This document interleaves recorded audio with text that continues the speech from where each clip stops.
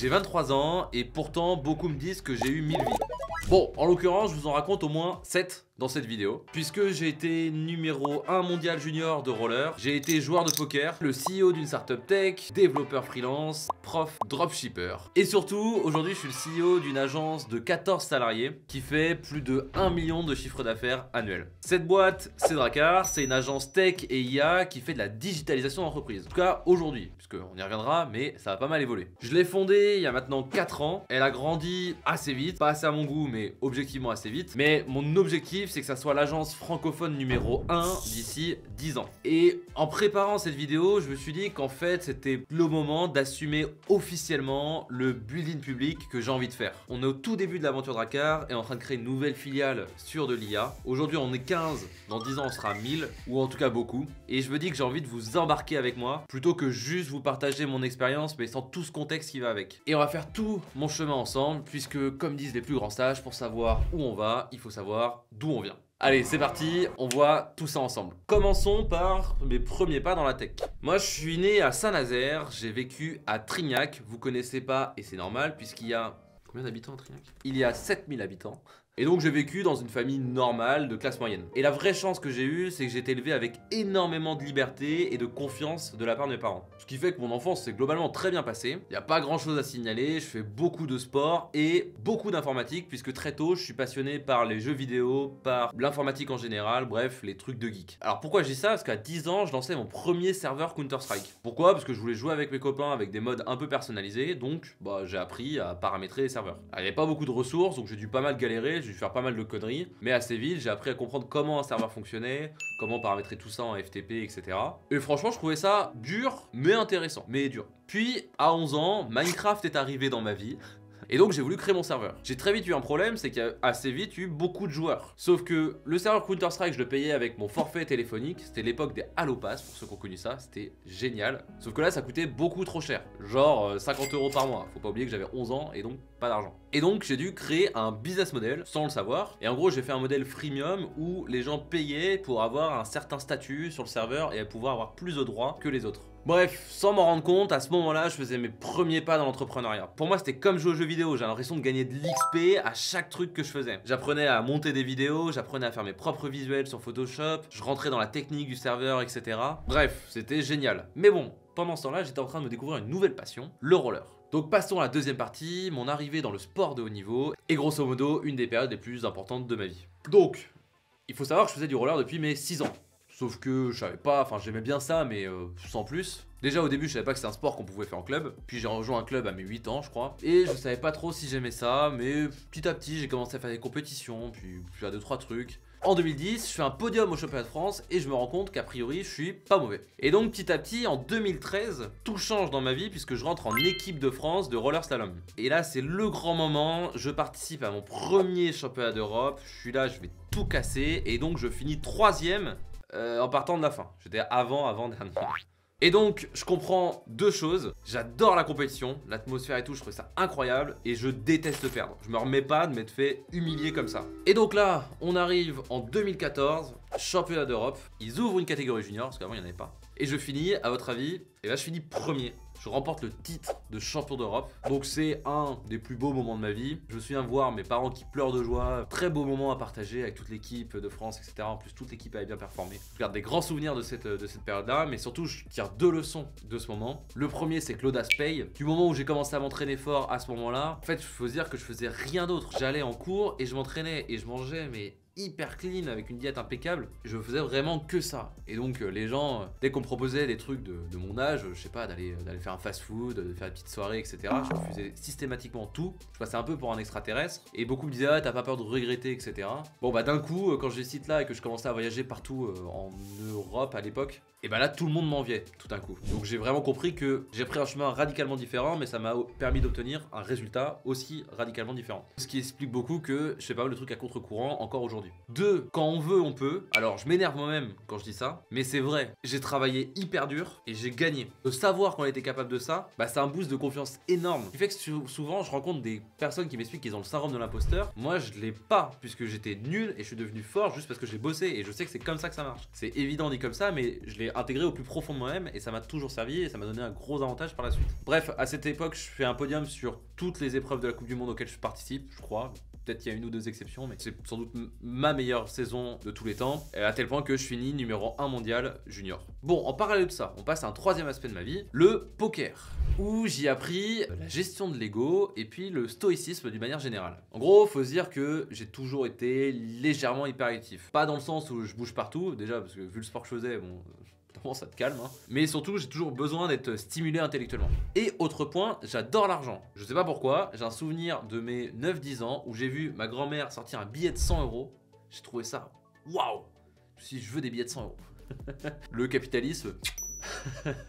J'ai un peu pris de la hauteur là-dessus depuis, mais vraiment à l'époque je me dis voilà, faut faire de la thune et faut en gros des maths, des trucs qui me plaisent. Bon, bah alors là, poker, ça réunit les deux. Il y a vraiment une dimension statistique, mathématique à la chose que j'adore, une partie compétition que j'adore aussi, et ça permet de gagner de l'argent. Trop bien. Donc je crois que je commence en 2014, je dis à mon père de se créer un compte et puis je joue sous son nom. Je leur dis que je vais juste jouer gratuitement pour qu'ils acceptent, et puis au final je vais en bureau de tabac, je prends des pay safe cards avec de l'argent de poche et je le mets sur le site, mais bon je mets 10-20 €. Au début je suis pas bon, mais assez vite je me prends vraiment au jeu, je trouve ça hyper intéressant et donc je décide d'appliquer ma rigueur du haut niveau au poker. Alors je continue de m'entraîner à côté, mais je me dis ok, je vais m'entraîner sérieusement, je vais me former, etc. Donc je suis des formations, je lis des livres, je me fais même coacher à la fin, ce qui fait qu'à la fin j'arrive à un petit niveau et à 15 ans, un beau jour, je joue pendant une session de 6 heures je crois, et là je m'en souviendrai toujours, je gagne une somme assez folle en tout cas pour mon époque, à tel point que je descends de ma chambre, je vais voir ma mère et je dis maman tu gagnes combien par mois? Je viens de gagner 2 fois ça aujourd'hui. Alors je ne sais plus exactement de combien j'avais gagné, mais c'est dépassé en gros les 3000 €, qui est pas grand chose en soi dans le poker, mais moi à l'époque j'ai un boost de confiance mais immense, je suis le roi du monde quoi. Ce qui fait que là moi tout de suite je me dis bon le roller c'est bien, parce que j'ai toujours su que je voudrais pas faire du roller ma profession. J'avais toujours en tête que après j'allais faire autre chose parce que je voyais que c'était intéressant mais pas forcément hyper stimulant intellectuellement. Et donc je me dis bon bah je vais me préparer tranquillement, mais je vais devenir le meilleur joueur de poker du monde. Donc qu'est-ce que je fais? Et bah je décide de jouer tout de suite contre les meilleurs mondiaux. Enfin en tout cas sur des parties où il y avait certains des meilleurs mondiaux.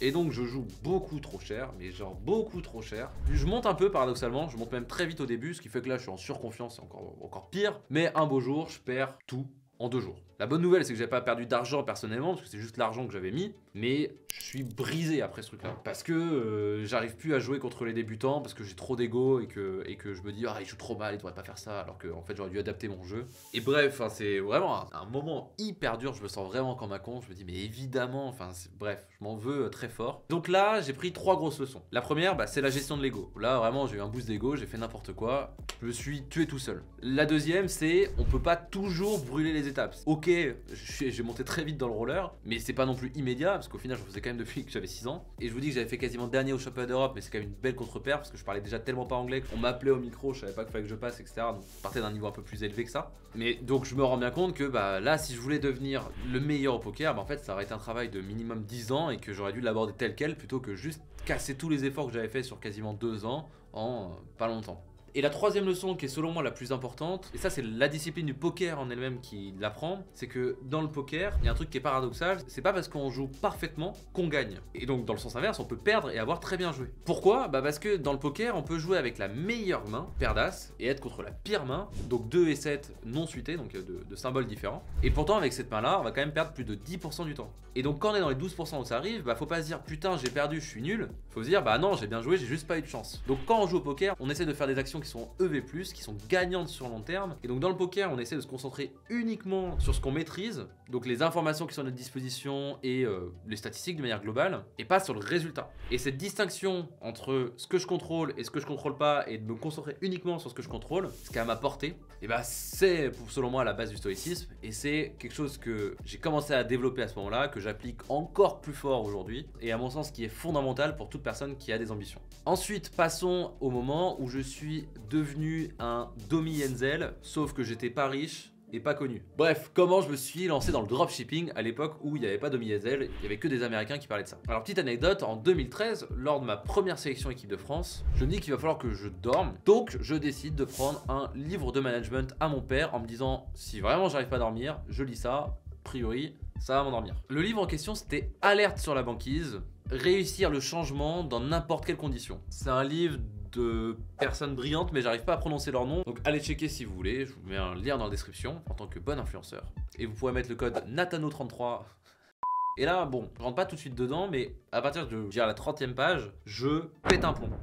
Ça parle des interactions entre les personnes et comment les amener là où on veut, etc. Et comment amener différents profils de personnes là où on veut malgré nos différences. Et je me dis, mais c'est incroyable. Je repense à plein de situations conflictuelles que j'ai eues dans ma vie. Je me dis, mais si j'avais appliqué ce truc-là, mais en fait, ça aurait tout changé. Je me dis, waouh! J'avais vraiment l'impression d'avoir un avantage sur le monde, d'avoir accès à des secrets cachés, alors que c'était un bouquin. Bref, tout ça pour dire que depuis ce jour-là, et jusqu'en 2020 à peu près, je me suis tapé un nombre de livres business et de développement personnel hallucinant, parce que je trouvais ça trop bien. Et donc, je me dis, bon, c'est bien mignon, Nathan, tu lis des livres depuis 2013, depuis 3 ans, il serait temps de les mettre en pratique. Et là, je peux vous dire que j'avais pas lu de bouquin sur le why et sur les valeurs, sur le sens de la vie, puisque je lance un business de dropshipping. Alors à l'époque, personne en parle, je crois, en France. C'est surtout un truc ricain, et en gros, les influenceurs poker que je suivais parlaient beaucoup de dropshipping. Il y avait des Yobi Denzel, mais américains. Et donc, qu'est-ce que je fais? C'est assez simple, je me spécialise dans une thématique, je prends la thématique du voyage. Je croyais pas que c'est parce que j'aimais bien voyager, c'est juste parce qu'elle me paraissait attractive d'un point de vue chiffre. Et donc j'avais des articles du style les cartes où on peut gratter les pays où on est allé, du style des montres pas bien faites comme celle-ci, des montres vraiment cheap, mais bon ça allait à peu près visuellement, mais où il y avait des cartes du monde d'affichées. C'est des trucs qui coûtent entre 1 et 5 euros sur AliExpress, frais de port compris. Bon, j'avais des marges de plus de 700%, c'était indécent. Mais j'apprends à faire de la pub Facebook, j'apprends à faire du marketing, à faire du branding pour bien habiller le site, etc. Et puis contre toute attente, au bout d'un certain temps, ça y est, je fais mes premières ventes et j'ai des gens qui achètent à peut-être 30 fois le prix ce que je vends. Bon, c'était sympa, je faisais un peu d'argent et ça grossissait petit à petit, mais très vite, je passais mon temps à juste répondre aux support clients parce que les gens s'impatientaient de pas avoir leurs marchandises en 2 jours alors que c'était écrit partout sur le site que c'était 3 semaines. Puis surtout, j'avais pas de sens à ce que je faisais. C'était pas tant le fait de vendre très cher ce qu'on achète, parce qu'il n'y a qu'à prendre de Louis Vuitton ou même Rolex. On achète une expérience, je pense, avant tout, donc c'était pas tant ça, mais c'était juste que j'étais des trucs à l'autre bout du monde, qui étaient objectivement pas dingues, dont je m'en foutais. Ces articles-là me plaisaient même pas forcément moi. Et répondre tout le temps au service client, je me rends compte que il manque vraiment quelque chose. Et moi qui faisais ça à la base pour faire une mise en pratique et un peu me défouler à côté du roller sur un truc qui me plaisait intellectuellement, assez vite ça me gonfle. Donc je commence une sorte d'introspection, je vois le problème mais je sais pas trop comment. À ce moment-là à peu près je découvre Simon Sinek avec le Golden Circle et son livre sur le why et le sens. Et je me dis putain c'est intéressant, donc je commence une grosse introspection sur qu'est-ce que j'ai envie de faire d'un point de vue business. Je commence à me rendre compte vraiment que entreprendre j'adore ça, mais j'en suis pas trop sûr. Bon, cette introspection elle a été un peu mise en pause en 2017 puisque à cette époque je me suis pris la plus grosse claque de ma vie. Donc parlons de 2017, soit ma première mort. Donc je vous l'ai dit, 2016, première année en senior, 2017 c'est ma deuxième. Faut savoir que 2016 c'était compliqué au départ mais je finis quand même numéro 8 mondial à la fin. Et je vous spoil, mais 2017 je finirai numéro 3 mondial. Donc ça se passe bien. D'ailleurs on a un été assez particulier puisqu'il y a 4 étapes de la Coupe du Monde en 4 week-ends. C'est Paris, Berlin, Shanghai, Moscou. Donc première compétition, Paris, je suis chez moi, c'est génial et je fais une des meilleures performances de ma vie. J'avais fait un gros travail de préparation mentale, etc. Et je voulais voir si ça marchait. Et là, je fais une prestation, je fais une des meilleures prestations de ma vie. Alors je finis que 3ème, j'étais un peu déçu, mais quand même je fais une excellente prestation et ça se passe trop bien. Bon, et surtout, le problème c'est que je sors de là, je suis KO, j'ai mal au genou, mais c'est horrible. C'est vrai, je vous l'ai pas dit, mais en réalité, depuis ma première sélection équipe de France, j'avais mal au genou. J'ai souvent eu des genouillères, etc. parce que ça me tirait dessus. Mais je pensais que c'était normal, on a un sport, je peux vous montrer des photos. On est debout sur une roue, dans des positions qui sont pas humainement... je dirais pas possible, parce que ça l'est, mais en tout cas souhaitable. Je me disais, bon, c'est pas forcément normal. Et la frontière entre la douleur normale et pas normale, elle est très fine. Surtout quand on a un bourrin comme moi et que tout ce qu'on veut c'est gagner et qu'en vrai on s'en fout un peu de ce qu'on ressent. Mais là vraiment, j'en arrive pas à dormir, c'est très compliqué. Je passe vraiment c'est vraiment très dur. Je crois que je rentre pas chez moi, je vais directement à Berlin. Et là, Berlin, je finis à nouveau 3ème en classique, avec une performance un peu moins bonne parce que j'avais déjà très mal, mais bon, on tient le même résultat. Et surtout, le lendemain, il y a Battle, le dimanche aussi. Et là, je me souviens toujours de la finale, donc c'était horrible en premier passage, j'avais vraiment très mal. Mais en finale, en gros, je fais mon premier passage et là, je sais pas ce qui se passe. J'ai une envie de vomir, donc je cours, je vais vomir. Et là, je suis pas bien, je deviens tout blanc. Et en gros, j'ai vomi entre chacun de mes passages. Et à tel point que sur le dernier, c'était horrible, j'étais en larmes pendant que je passais. J'avais vraiment une douleur, mais horrible. Je sors de là, j'attends pas les résultats. Je sais que j'ai fait 4ème. Ça va vraiment pas, je me mets tout seul dans un parking souterrain. Et je pleure, mais toutes les larmes de mon corps. J'ai mais trop mal, mais vraiment une douleur insupportable. Je crois que je comprends qu'en fait mon corps est juste en train de lâcher. En fait j'ai tellement mal et à la fois je suis tellement déçu d'être un peu trahi par mon corps, c'est horrible. Ensuite je me retrouve à Shanghai je crois. Là déjà avec le décalage horaire et l'enchaînement des déplacements, je me souviens plus où je suis. À tel point que je me souviens à Shanghai, je me réveille en sursaut dans la nuit et je m'éclate contre le mur parce que je pensais que j'étais dans un autre pays et bref. Et franchement, Shanghai, je crois que je finis 6ème, je sais même plus. Franchement, je me souviens plus de Shanghai. C'est vraiment comme si mon cerveau avait voulu effacer ce passage-là de ma mémoire. Et Moscou, pareil, c'est horrible. Mais vraiment, là, je comprends qu'il y a un gros problème. Je comprends que c'est dur. Et je commence à aller voir un paquet de spécialistes d'un peu partout sur les genoux. Et je serai toujours de la pédagogie légendaire de la plupart des médecins et chirurgiens. Et vraiment, ils regardaient mon dossier comme ça. Ils étaient sur la table et ils disaient rien. Ils faisaient genre. Et tous, ils étaient pas d'accord entre eux et tout. C'était. Enfin, bref. En fait, c'est horrible parce que t'as mal, tu vas voir des gens, ça te rappelle que t'as mal, et ils disent ah, on sait pas, et puis ils ont pas les mêmes conclusions, etc. Bon, en gros, pour ceux qui se demandent, j'ai ma rotule qui sort complètement de son axe et j'ai quasiment plus de cartilage. En gros, j'ai les genoux d'un grand-père, mais à 17 ans. Et bref, là, je commence à prendre des sacrées doses de médicaments, je m'entraîne sous toutes sortes de choses, à tel point que je fais des entraînements, je me suis toujours. Un des entraînements, je m'allonge et j'ai l'impression de flotter à 10 cm au-dessus du banc. Là, je me dis, peut-être pas dingo ça. Bref, je pousse, je vais en Iran. Je fais mon meilleur résultat en senior. Je participe battle classique et je gagne les deux. Mais pareil, horrible. Alors, très content d'être allé en Iran. Là, pour le coup, j'ai pris un peu le temps de visiter, de coacher aussi. Je donnais un workshop. C'était vraiment une très très chouette expérience. Mais par contre, d'un point de vue douleur, c'est horrible. Et du coup, 2018, on est arrivé au pire moment de ma vie où j'ai annoncé que j'arrêtais le haut niveau. S'en est suivi vraiment la période la plus sombre de ma vie. Déjà parce que j'avais extrêmement mal. C'est-à-dire que je passais des 3-4 jours pas dormir de douleur. Je prenais des doses de médicaments astronomiques. Ça m'arrivait même de me descendre tout seul des bouteilles de vodka pour que la douleur passe et passer enfin une nuit où j'avais pas mal. Et aussi, il y avait un gros truc, c'était le manque de dopamine. Je sais pas si vous imaginez la sensation que c'est de vivre un championnat du monde, de jouer sa vie sur 2 minutes, voire 5 secondes sur les épreuves de vitesse. Moi j'adore ça. Vraiment, je trouve ça fascinant. Et bref, j'ai rapidement plongé dans la dépression. Je passais des journées entières tout seul dans le lit. Je faisais même des crises d'angoisse. Je fais une sorte de burn-out, crise d'angoisse. Je n'arrivais pas à sortir du lit, comme s'il y avait un plafond qui m'empêchait de le faire. J'allais plus en IUT. J'ai quand même réussi à avoir mon année puisque j'étais dans les premiers de la promo. Et donc j'ai quand même eu mon année. Mais bon, je m'en foutais complètement de mon année. J'étais vraiment au plus bas. Mais bon, vient la renaissance. Grâce au soutien de ma compagne puis de mes proches, notamment de mes parents, au bout d'un moment, et puis même je pouvais pas rester comme ça, donc bref, ils m'ont aidé à passer le pas. Je me suis dit ok, j'ai besoin d'un changement radical, ça peut pas rester comme ça, faut que je retrouve quelque chose. Je me suis rappelé de mon expérience sur le dropshipping, j'ai repris un peu là où j'en étais, je me suis dit ok, qu'est-ce que j'ai envie de faire. À ce moment-là, j'ai fait un exercice. Alors c'est pas quelque chose que j'ai vu quelque part, c'est juste quelque chose qui me paraissait bien sur l'instant, que je vous invite à faire si vous êtes en questionnement sur vos choix de vie. J'ai pris tous les événements marquants qui sont passés dans ma vie. Donc ça pouvait être évidemment mes titres, le poker, enfin une bonne partie de ce que je vous ai raconté aujourd'hui, mais aussi des trucs beaucoup moins forts. Hein. Typiquement, je sais que j'avais mon premier vélo que j'ai reçu à 4 ans. Je sais pas pourquoi, j'ai un souvenir marquant de ce truc-là. Je l'ai mis dedans. Et sur chacun de ces sujets, j'ai fait 2 choses. Le premier, j'ai fait les 5 pourquoi. Je me suis dit, ok, admettons, prenant le haut niveau, je me suis dit, pourquoi le haut niveau c'est aussi important pour toi? Qu'est-ce qui t'a autant plu, autant marqué? Et je disais, le fait de gagner. Enfin, c'est toujours ça qui me... Les podiums, les Marseillaises. Ok, mais pourquoi? Pourquoi? Parce que en fait, je m'approchais potentiellement de la perfection. Et ça me fascine. Les choses parfaites. Ok, mais pourquoi? Parce que en fait, du coup, ça oblige à se dépasser, ça oblige de passer d'un truc qui est pas du tout parfait à un truc qui est parfait, et ce chemin-là me fascine. Je me disais ok pourquoi, et je me rends compte qu'en fait aujourd'hui c'était surtout le fait d'inspirer les jeunes de l'équipe de France à faire la même chose que moi et atteindre les mêmes résultats. Je me suis dit pourquoi, et ce qui me fascine c'est voir des gens trouver leur zone de potentiel et se rapprocher de leur plein potentiel. Et ça évidemment c'est la conclusion d'un travail qui a duré des semaines voire des mois. Mais bon, pour vous décrire tout l'exercice, la deuxième étape avant de trouver son why comme j'ai décrit, c'est finalement de faire les 5 pourquoi sur chacune de ces activités et de trouver les points communs, d'essayer de trouver la cohérence entre tout ça, en tout cas un maximum de cohérence, parce qu'il y a des choses qu'on fait par simple curiosité. Mais si on remonte suffisamment haut, cette curiosité vient toujours des mêmes besoins, des mêmes choses. Et donc c'est de là que j'ai réussi à trouver mon fameux why. Bref, si ça peut en aider.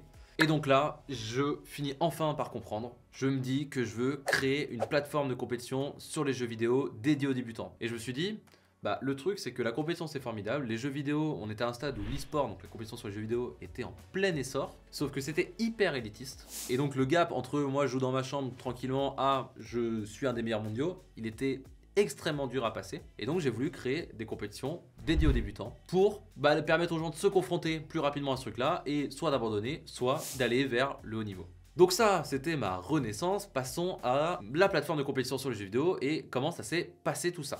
Et ça s'est pas hyper bien passé.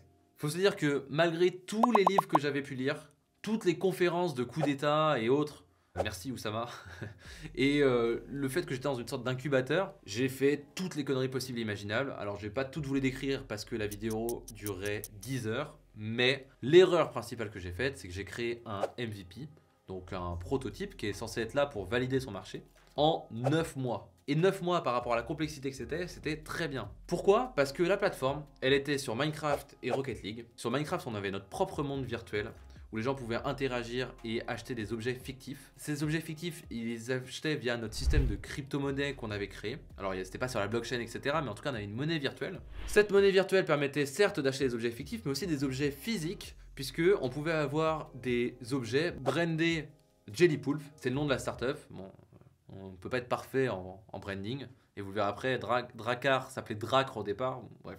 Et il y avait par-dessus tout ça un système de classement qui faisait gagner des lots, etc.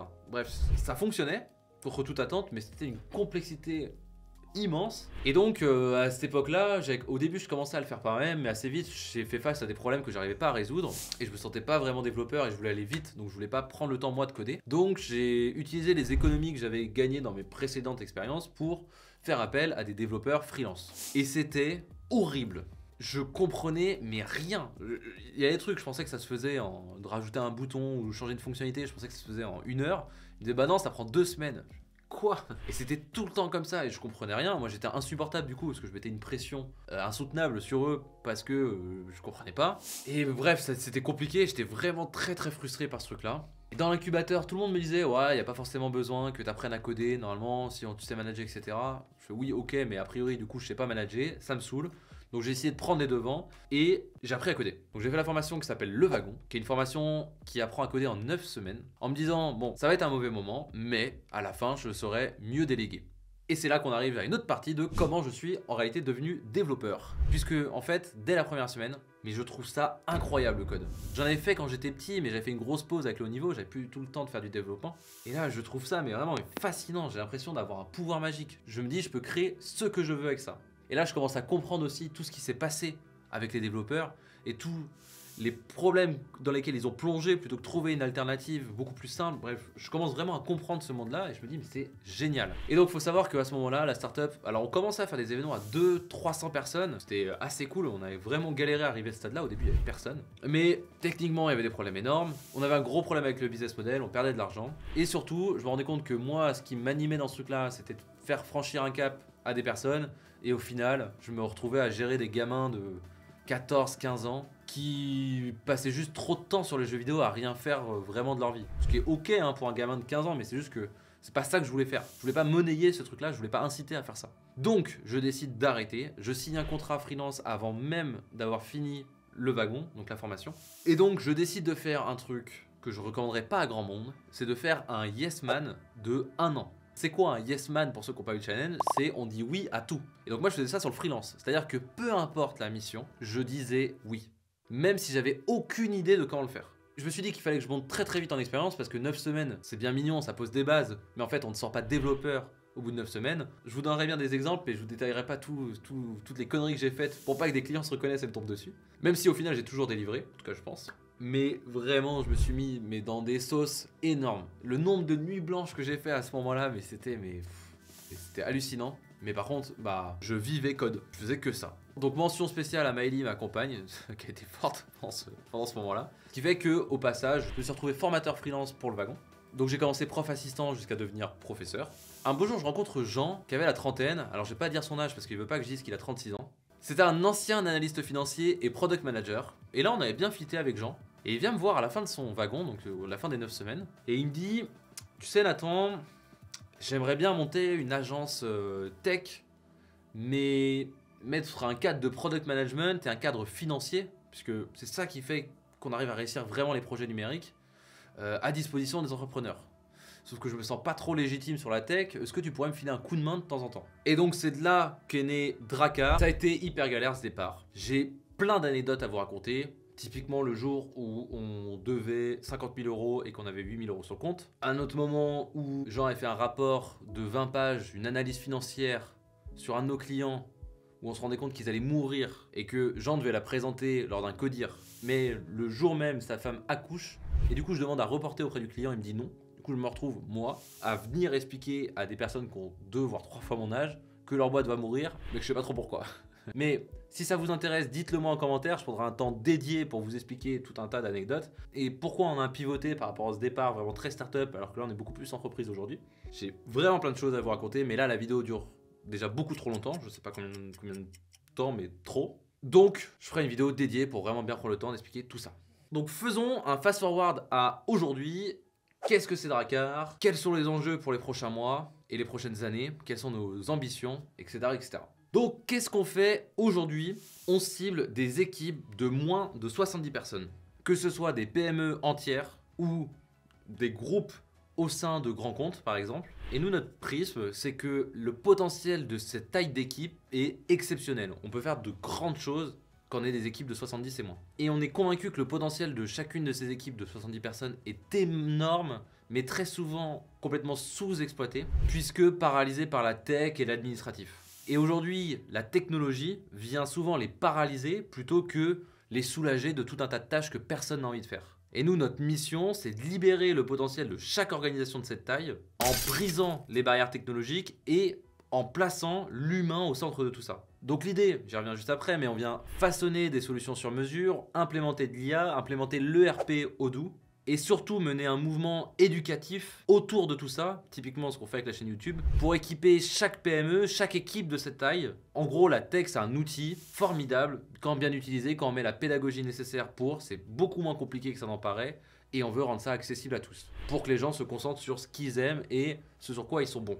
Donc aujourd'hui, on a un stade un peu particulier. En gros, si je vous fais l'évolution de Drakkar, première année, on fait 80 000 euros et quelques de chiffre d'affaires, catastrophique, Covid et tout, bon. Très bien. L'année d'après, on fait 230 à peu près, 230 000 euros de chiffre d'affaires. Celle d'après, donc 2022, on fait 850. Donc c'est sur 2022 qu'on a quasiment embauché tout le monde, mais je vous en parlerai dans une vidéo dédiée.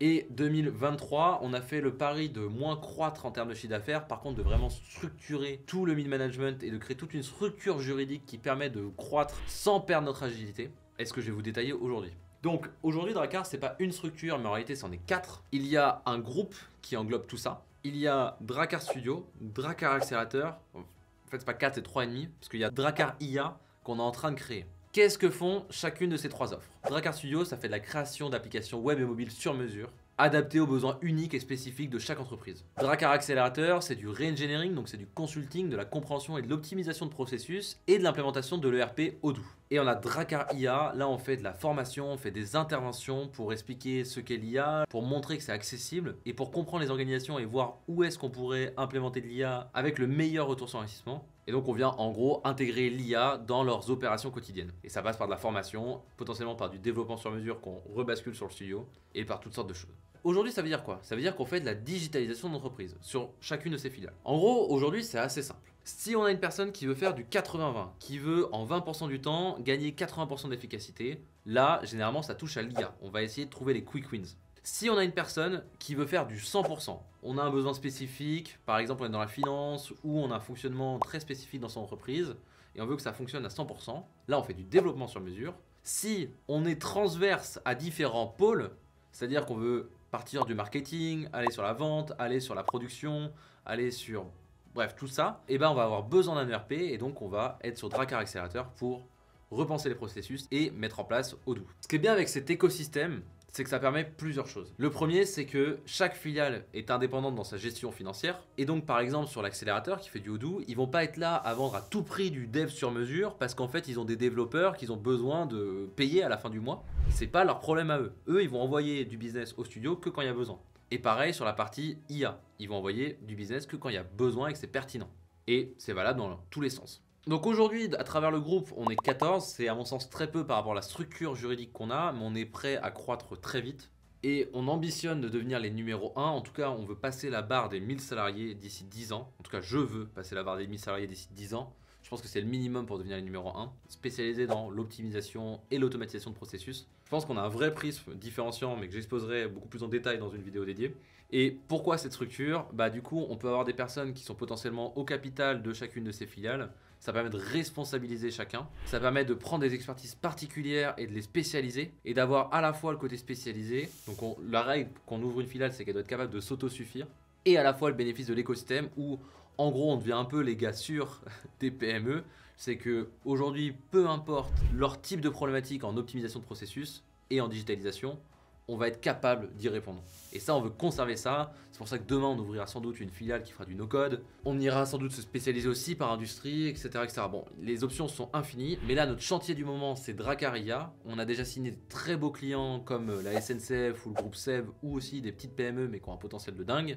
Ce que j'aimerais bien faire, c'est vous documenter toute cette aventure. On est vraiment au départ. J'ai des ambitions énormes. Et là, moi, ma vraie volonté, c'est de vous mettre là, que vous puissiez assister à toutes ces réunions, que vous soyez là aussi, parce que là-haut il y a Dracar. Je me rends compte qu'à travers cette chaîne, j'ai toujours la même mission, je veux permettre à un maximum de personnes d'être autonomes dans leur utilisation de la tech. Mais je me rends compte que jusqu'à présent, c'était assez faux. Il y a ce beau studio, on a l'impression que tout est nickel, que tout va bien, alors que vous verrez derrière c'est le bordel et que en vrai il y a beaucoup plus de chaos dans ma vie quotidienne que ça. Et je me dis que c'est intéressant pour vous de comprendre ce qui se passe, de comprendre l'aventure que je vis et de vous la faire vivre avec moi tout simplement. Puis même de vous montrer l'équipe, de vous montrer comment on travaille, etc. Je me dis que grâce à cette vidéo vous comprenez pourquoi je suis arrivé dans le monde du numérique, pourquoi j'ai appris à coder. Il y avait aussi beaucoup de curiosité dans tout ça. Je voulais comprendre ce monde là et je me dis que plutôt que passer peut-être 10 ans de votre vie à faire le même chemin que moi et apprendre à coder, etc., bah, peut-être que vous pourrez juste regarder cette vidéo, suivre les aventures, et puis grandir tous ensemble, puisque a priori, je vais dire du coup des trucs bien, des trucs complètement cons. Je me nourrirai aussi de vos avis, de vos réponses dans les commentaires, et je me dis que ça peut faire une aventure très chouette, collective, qu'on pourrait vivre tous ensemble. C'est la fin de cette vidéo, un grand merci de l'avoir regardé jusqu'au bout. C'est un exercice qui était vraiment pas évident pour moi, parce que bah, j'ai une grosse confiance en moi, mais je suis pas égocentrique pour autant, et donc parler de moi pendant... Ça fait 6 heures que je suis sur la vidéo, vous voyez pas, mais j'ai retourné les trucs dans tous les sens et tout, parce que je trouvais ça à chaque fois chiant, j'essaie de mettre un peu de dynamisme. J'espère que ça a marché, vous n'êtes pas endormi, et j'espère que là vous êtes en train d'écouter et pas de dormir. Auquel cas, bon, moi j'aurais servi à vous faire passer une bonne sieste. Je me dis que c'était pas évident, je suis pas hyper sûr de ce que j'ai fait. Déballer en plus ma vie sur YouTube, bon c'est pas le truc qui me faisait fantasmer à la base quand même. Mais je me dis que c'est la première étape pour cette quête de transparence, pour partager cette aventure, pour vous embarquer avec moi. Donc j'espère sincèrement que ça vous a plu. Surtout si vous en êtes jusque là, je vous invite à vous abonner à la chaîne YouTube. Déjà ça permet de nous soutenir. Et surtout j'essaie de sortir une vidéo toutes les semaines, donc vous louperez pas les prochaines aventures. Merci encore et je vous dis à très vite. Ciao.